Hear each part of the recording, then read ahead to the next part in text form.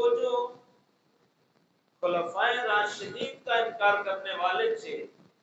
صرف حضرت علی کو خلیفہ مانتے اور باقی پہلے تینوں خلفائے راشدین کا انکار کرتے ہیں، ان کے رد میں متعدد کتابیں لکھ کر، اور وہ جو رسول کریم صلی اللہ علیہ وسلم سے امتی کے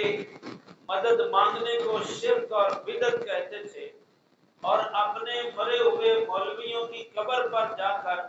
یا اپنے گھر بیٹھ کر اپنے مولوی جو مر گیا تھا اس سے مدد طلب کرتے تھے اور رسول اللہ سے مدد کو شرک کہتے تھے، ان کے رد میں اعلیٰ حضرت نے کمال کا قلم اٹھایا اور جس میدان میں اترے اس کا اس طرح سے حق ادا کیا کہ مخالف اور موافق سب کو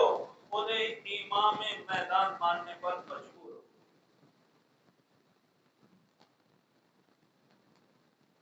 یہ جو آپ میرے ہاتھ میں فتاوی رضویہ دیکھ رہے ہیں یہ 30 جلدوں پر مشتمل ہے۔ اسے دیکھ کر علامہ اقبال رحمۃ اللہ علیہ شاعر مشرق نے جب اسے دیکھا اور پڑھا تو علامہ اقبال کا یہ تبصرہ تھا کہ اگر آج امام ابو حنیفہ یہاں موجود ہوتے اور وہ احمد رضا سے ملاقات کرتے تو امام ابو حنیفہ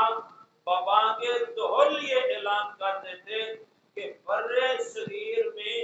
جس نے مجھے دیکھنا ہو اور جس نے میری فقہ پڑھنی ہو وہ احمد رضا کو دیکھ لے اور احمد رضا سے پوچھ۔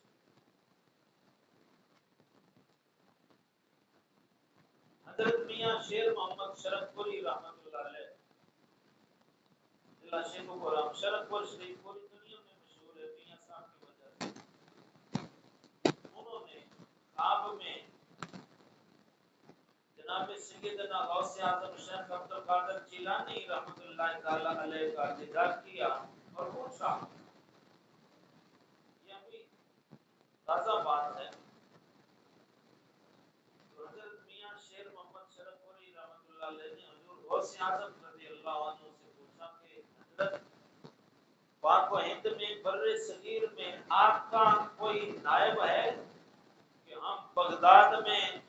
بہت دور ہے وہاں آنے سے اگر ہم قاصر ہوں نہ آ سکیں آپ کے پاس نہ پہنچ سکیں آپ کا فیضان ہم کسی سے لیں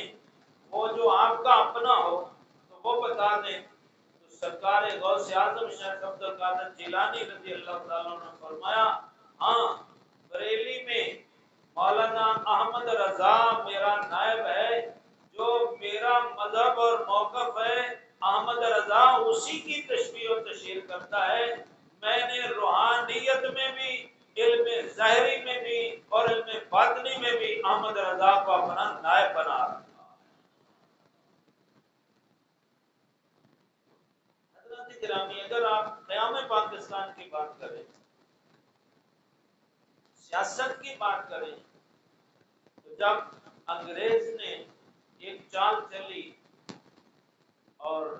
سلطنت عثمانیہ کو ترکی کی سلطنت کو ختم کیا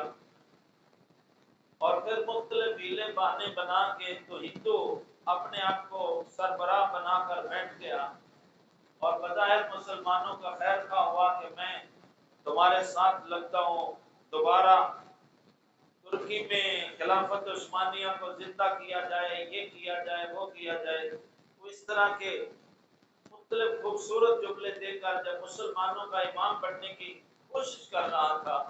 اور اس وقت عامت المسلمین بھی اس طرف مائل ہو گئے تھے بلکہ اس کی جماعت میں شامل ہو گئے تھے کہ یہ تو ہندو بڑا مسلمانوں کا مہربان ہے، یہ تو بڑا ہمدرد ہے، اس وقت اعلیٰ حضرت امام اہل سنت نے قلم اٹھایا